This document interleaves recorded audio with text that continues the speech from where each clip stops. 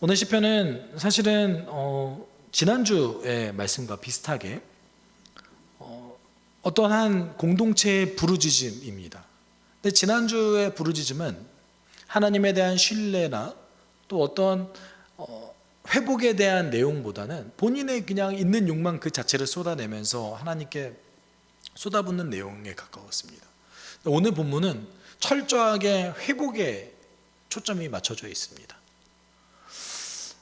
큰 상실 가운데 하나님의 신실하심이라는 어떤 주제를 가지고 나아가는 거죠. 나는 지금 상실한 상태에 있는데, 너무나 괴로운 상태에 있는데, 그럼에도 불구하고 약속을 지키시는 하나님을 붙잡고 있는 거죠.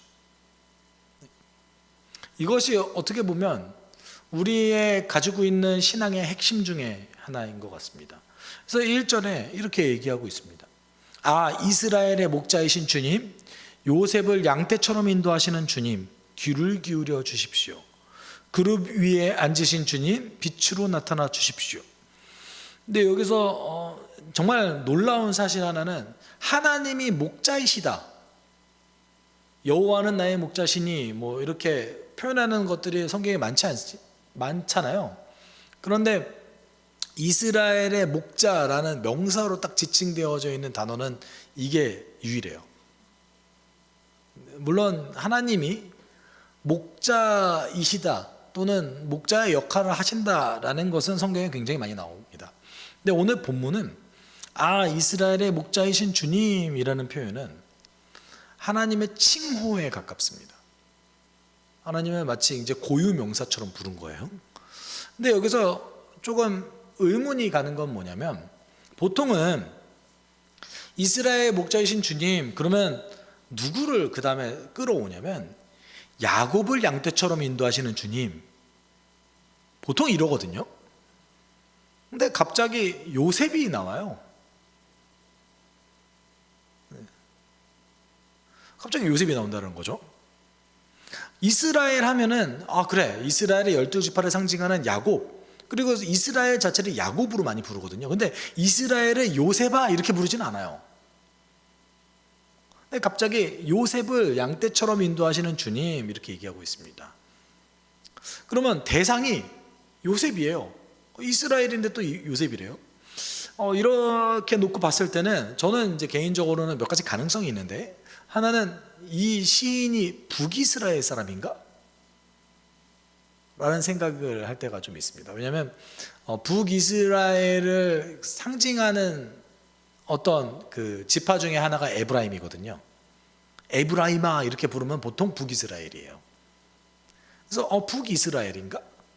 라고 놓고 볼 수도 있고요. 그리고 두 번째는 이스라엘에서 가장 사랑받는 자들이라는 표현을 쓸 때 요셉이 좀 등장합니다.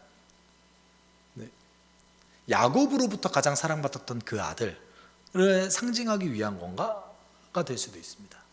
세 번째 가능성이 있는데, 이 세 번째 가능성도 제가 볼 땐 유효한 가능성인 것 같습니다. 요셉이 어떤 인물이죠? 광야에서 잃어버린 소년이에요.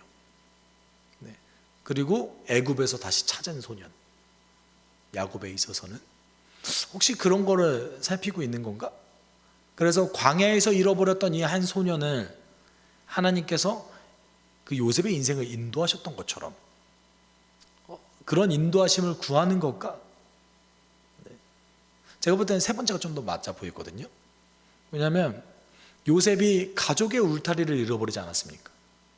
그리고 아무도 자신을 아는 사람이 없는 애굽으로 끌려가서 그곳에서 그가 하나님의 인도하심을 받았거든요. 그런 의미에서 저는 오늘 이 1절부터 이 오늘 시인은 자신의 울타리가 사라지고, 그리고 마치 요셉이 소년 시절 때처럼 어떤 누군가의 인도함이 없이는 생존조차 불가능한 그 상태에서 하나님께 부르짖는 것이 아닌가라는 생각이 듭니다. 그리고 2절에 특이하게 또 지파 이름을 다른 지파를 얘기해요. 에브라임과 베냐민과 므낫세 앞에서 주님의 능력을 떨쳐 주십시오. 우리를 도우러 와주십시오. 여러분 혹시 에브라임, 베냐민, 므낫세의 공통되는 특징이 바로 한눈에 보이십니까? 안 보이실 수도 있죠. 네. 에브라임과 므낫세는 요셉의 아들들이죠. 베냐민은 요셉의 동생이죠. 같은 어머니의, 그러니까 라헬의 자손들이에요. 네. 그러니까 야곱으로부터 가장 사랑받는 어떤 아들들을 좀 지칭한 거라고 볼 수 있거든요. 그들 앞에서 주님의 능력을 보여달라고 오늘 시인은 얘기하고 있습니다. 어떻게 보면 베냐민도 역시 아주 어린 나이에 울타리를 잃어버린 소년 중 한 명이죠. 어머니가 베냐민을 낳다가 죽잖아요. 심지어 베냐민을 낳다가 죽을 때에 어머니였던 그 라헬이 베냐민에게 저주하면서 죽어요. 네. 베냐민 보면서 그렇게 저주하면서 죽거든요.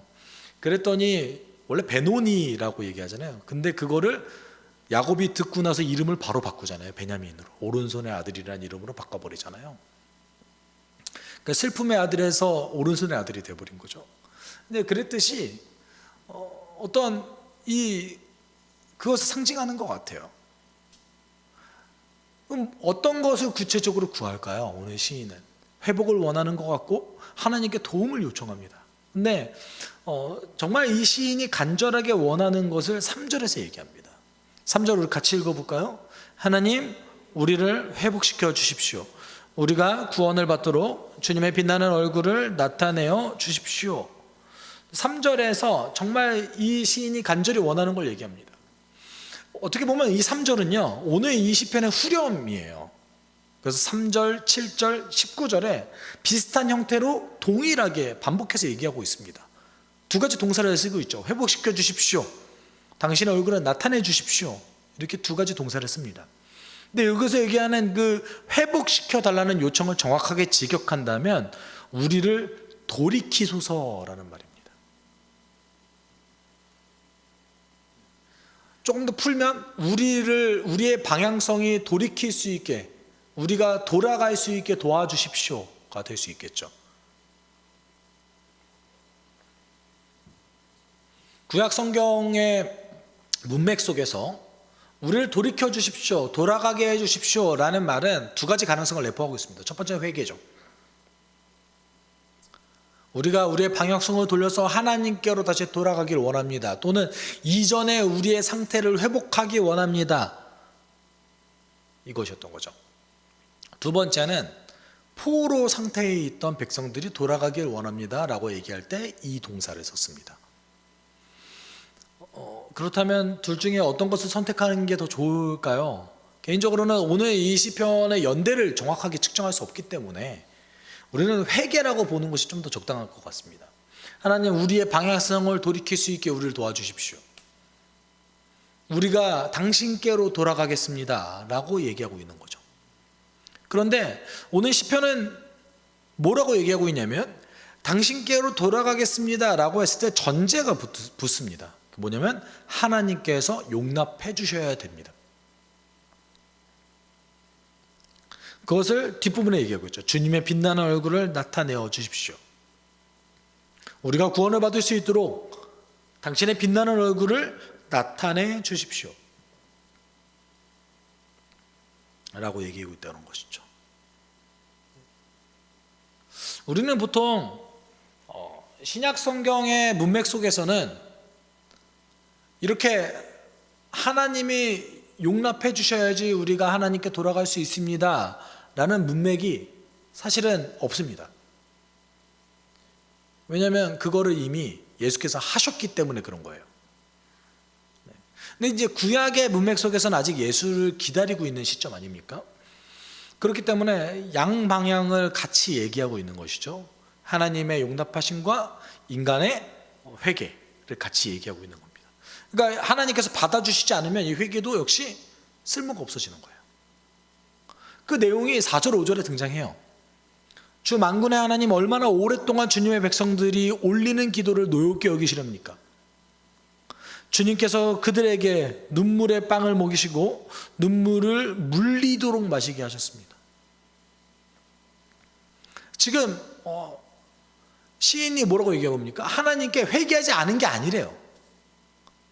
너무나 힘들고 처참한 상황 속에서 하나님께 돌아가려고 회개를 했고 그렇게 기도를 드렸대요. 그럼에도 불구하고 하나님께서는 노엽게 여기셨다는 거예요. 그 기도조차 용납할 수 없다. 대가를 너희들은 반드시 치러야 된다 라는 것이죠. 그래서 지금 현재 상태에 뭐라고 얘기합니까? 눈물에 빵을 먹이시고 눈물을 물리도록, 눈물이 물리려면 도대체 얼마나 먹어야 될까요? 눈물이 물리도록 마시게 하셨다는 거예요. 지금 처참한 상태다 라고 얘기하고 있는 거죠. 그런 상황 속에서 회개하기를, 그리고 그 회개를 하나님께서 받아주시기를 오늘 시인은 간절히 원하고 있습니다. 저는 이제 이렇게 시편의 말씀을 읽을 때, 물론 그 시편의 말씀이 오늘날 우리의 고백이기도 하지만 예수께서 우리에게 보여주셨던 성취가 얼마나 놀라운가를 또다시 사실은 좀 뭐랄까요, 가슴 속에 와닿기도 합니다. 네. 왜냐하면 우리를 용납해 주십시오라는 기도가 이제 더 이상 안 드려도 된다는 거예요. 예수께서 하셨기 때문에. 우리에게 필요한 건 뭐예요? 당신께 돌아가겠습니다가 필요한 거죠. 너가 결단하면 내가 받아주겠다. 왜냐하면 너는 이미 값을 치렀기 때문이야. 참 놀라운 거죠. 이렇게 이제 시인은 하나님, 저희 회개하기 원합니다. 우리의 회개를 받아주십시오. 용서를 받아주십시오. 우리를 용서해 주십시오. 우리가 죄 용서받기를 원합니다 라고 이제 얘기하고 있는 거예요, 사실은.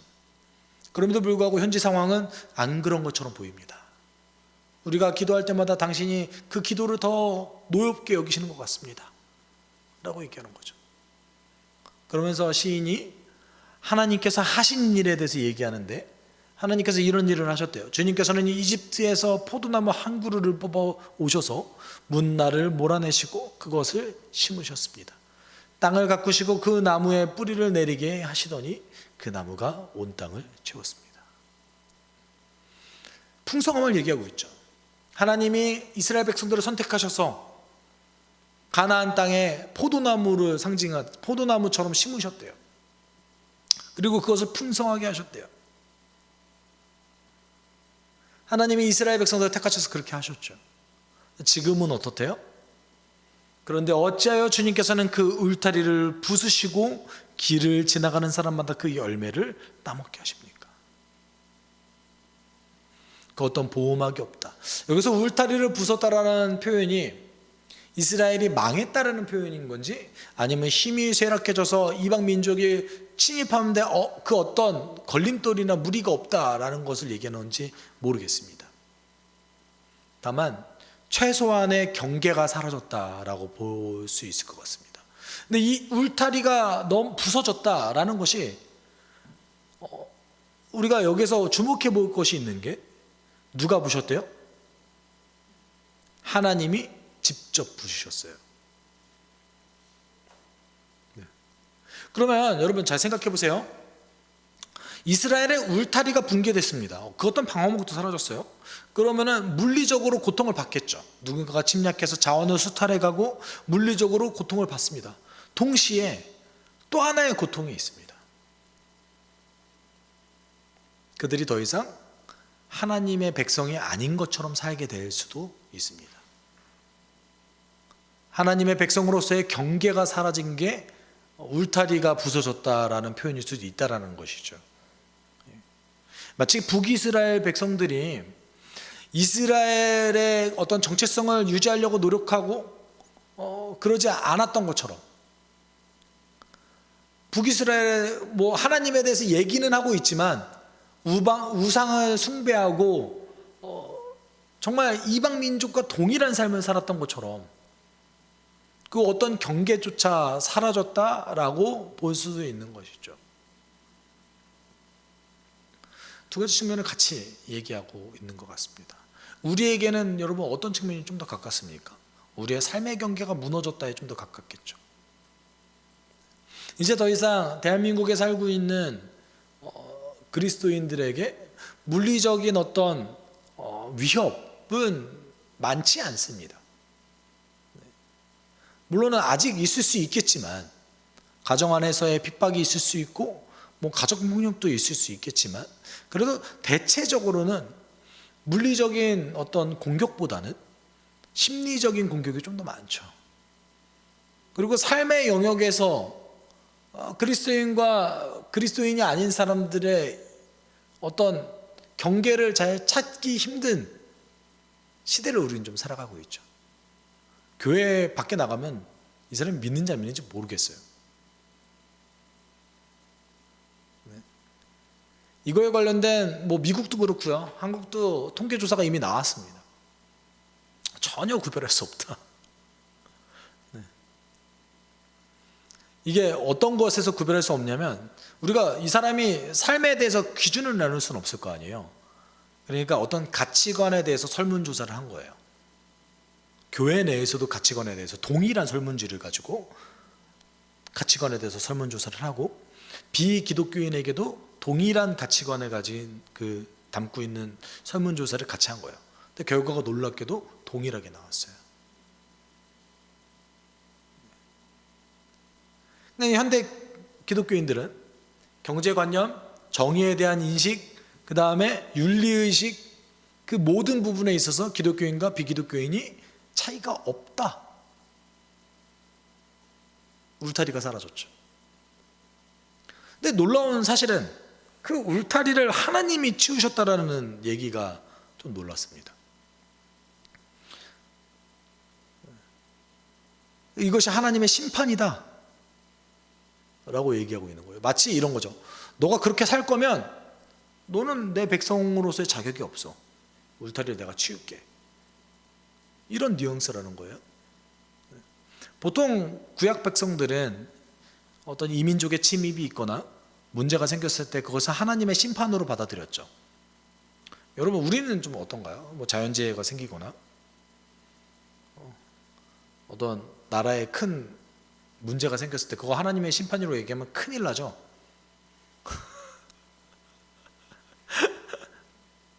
그렇잖아요. 어떻게 하나님의 심판이라고 얘기해요?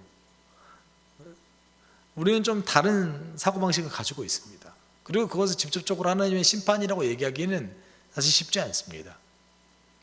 그런데 이런 부분도 기억하셔야 돼요. 넓은 차원에서는 하나님의 심판이 맞아요. 왜냐하면 우리가 어떤 이 땅의 불행이 어떻게 시작됐는지를 좀 찾아봐야 되는 거죠. 여러분, 삶이 쉽던가요? 전 오늘 아이들을 이제 픽업하고, 보미를 먼저 픽업한 다음에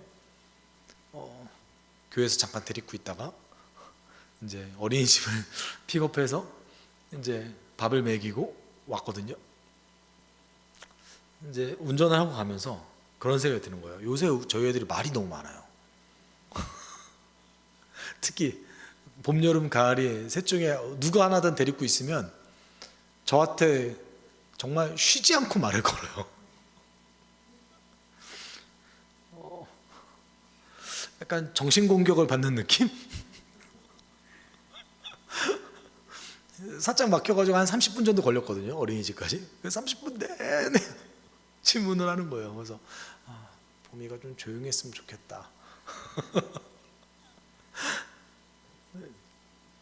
왜 이렇게 삶이 고단하지? 그때 살짝 그런 생각을 했던 것 같아요. 그리고 우리가 인생 자체가 그렇게 막 녹록하지 않잖아요. 항상 즐겁지도 않잖아요.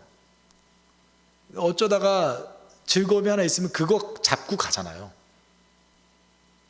옛날에 있었던 즐거운 일, 이제는 좀 시간이 지나면 옛날에 있었던 고통스러운 일조차 즐거움으로 바뀌어서 막 얘기하잖아요. 어떻게든 좀 즐거우고 싶어서. 근데 그 어떤 삶의 고통과 불행이 어디서 시작됐는가라고 봤을 때는 사실은 아담과 하와가 저주를 받는 것에서부터 시작된 거죠.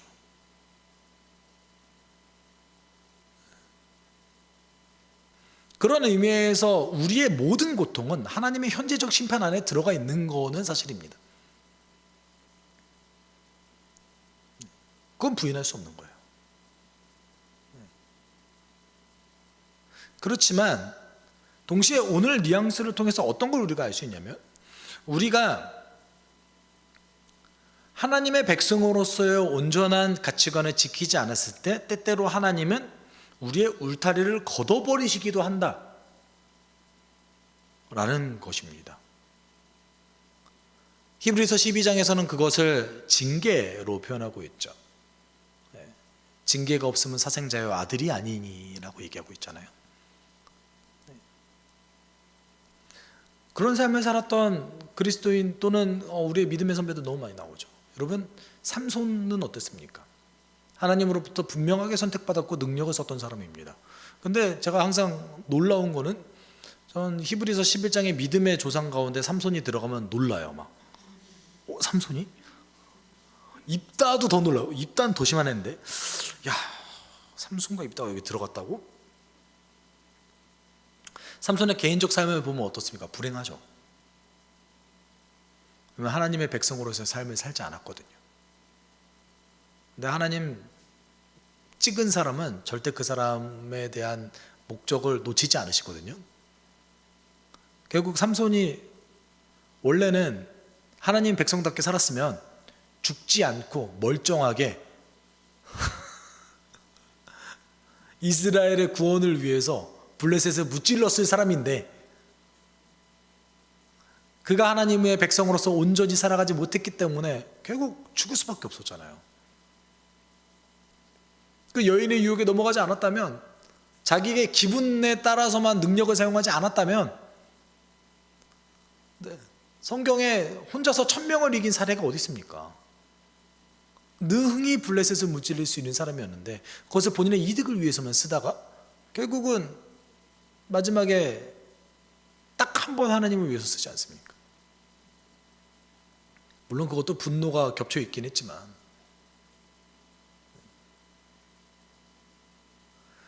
우리가 우리의 정체성을 잃어버리고 살아갈 때 하나님은 그것을 울타리를 걷어버리시고 우리를 시험하시기도 합니다. 그리고 우리가 고통 가운데 있기도 합니다. 오늘 본문은 그거를 좀 얘기하고 있죠.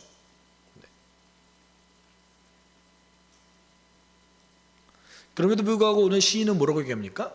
그렇지만 하나님, 울타리가 사라졌지만 우린 당신의 백성 맞지 않습니까? 우리가 이렇게 고통받고 또는 누군가가 우리를 이렇게 조롱하고 누군가가 우리를 이렇게 착취해도 괜찮습니까? 당신이 우리를 이렇게 잘 가까워 오셨는데 당신이 가까운 이 포도나무가 찍혀져서 넘어가도 괜찮습니까? 라고 물어보고 있는 거죠. 그래서 14절에 이렇게 얘기하고 있죠. 만군의 하나님, 우리에게 돌아오십시오. 하늘에서 내려다보시고 이 포도나무를 보살펴 주십시오 라고 얘기하고 있습니다. 오늘 시인에게는 어떻게 보면 하나님이 마지막 대안이기도 합니다. 고통 속에 있을 때에 내 인생의 어떤 결과를 스스로 만들어내지 못한다고 생각했을 때 과연 우리가 의지할 수 있는 분이 누가 있겠습니까? 오직 하나님뿐이 안 계시는 거죠.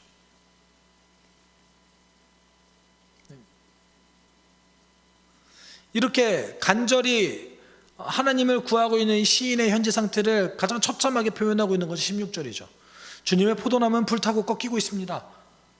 주님의 분노로 그들은 멸망해 갑니다.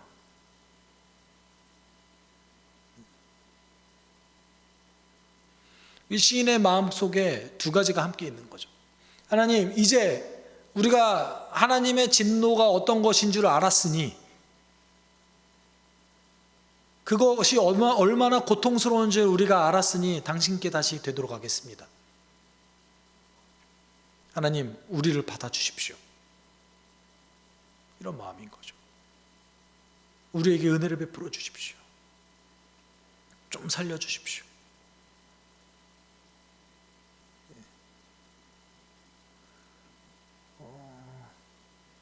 그래서 그리스도인들 중에 가장 사실 바보 같은 선택을 하는 사람들이 어떤 사람들이냐면, 지금 내가 겪는 그 어떤 고통과 어려움이 있다고 해서 자신의 경건을 놔버리는 사람이 가장 바보 같은 선택을 하는 사람들이에요.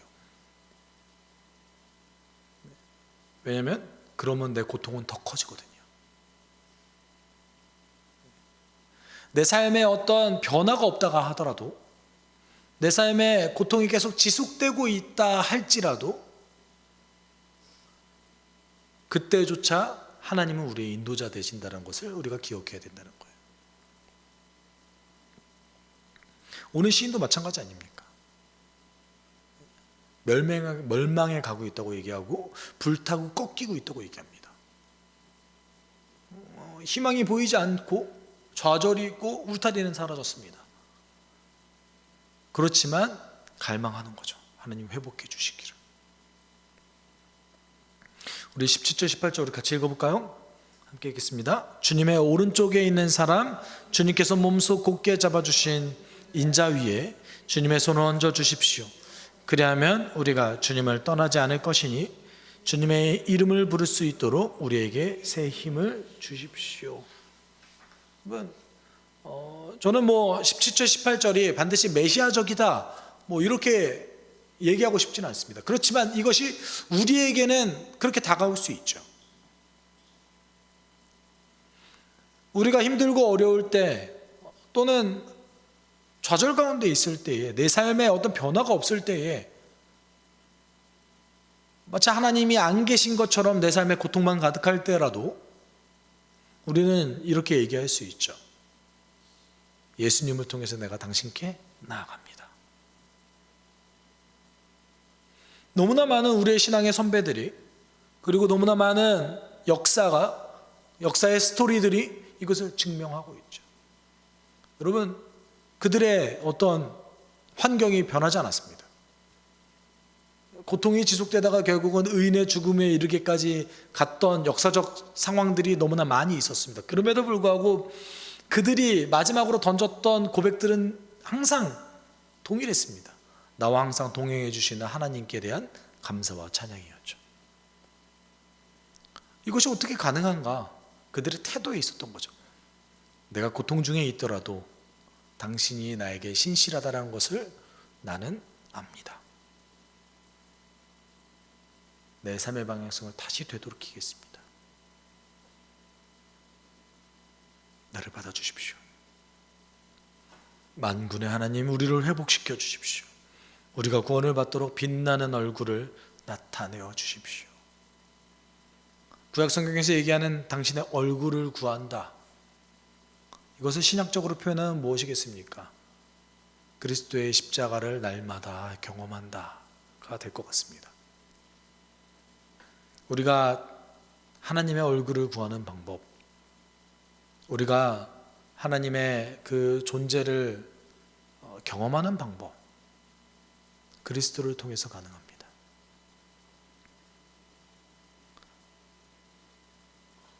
여러분, 참 재미있는 것 같아요. 어떻게 평생을 신앙생활을 하는데 대부분의 결론이 비슷하지 않습니까?